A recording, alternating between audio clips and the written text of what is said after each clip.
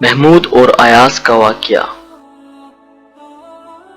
مولانا رومی رحمۃ اللہ علیہ فرماتے ہیں کہ جس وقت سلطان محمود نے اپنے 25 وزیروں کو بلایا اور کہا کہ شاہی خزانے کا یہ نایاب موتی توڑ دو، لیکن ہر وزیر نے کہا کہ حضور یہ خزانے کا نایاب موتی ہے، اس کی خزانہ شاہی میں کوئی مثال نہیں، اس کو نہیں توڑوں گا۔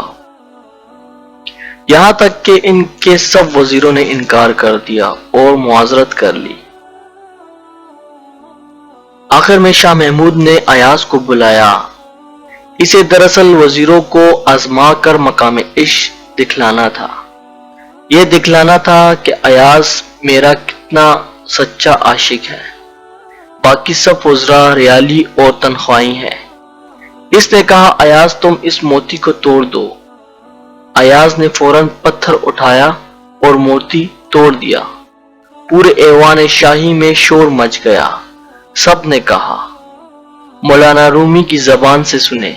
انہوں نے کہا اے ایاز بڑا بے باک، بالکل کافر اور ناشکرا ہے۔ کافر کے معنی یہاں ناشکرے کے ہیں۔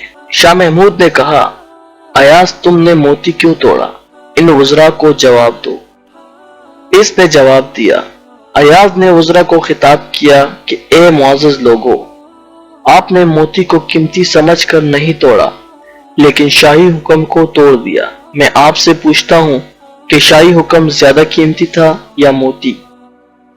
اس واقعے سے مولانا رومی رحمۃ اللہ علیہ یہ نصیحت فرماتے ہیں کہ اسی طرح ہمارے دل اگر ٹوٹتے ہیں تو ٹوٹ جائے لیکن اللہ کا فرمان نہ ٹوٹے۔ دل کی وہ خواہشات جن سے اللہ تعالیٰ راضی نہیں ہے، خواہ وہ موتی کی طرح کتنی ہی قیمتی اور لذیذ نظر آئے، ان کو توڑ دو لیکن حکم الہی کو نہ توڑو، اور نامحرم عورتوں اور مردوں کو ہرگز نہ دیکھو، چاہے کتنا ہی تقاضا دیکھنے کا ہو۔ امر الہی کے مقابلے میں دل کی کوئی قیمت نہیں۔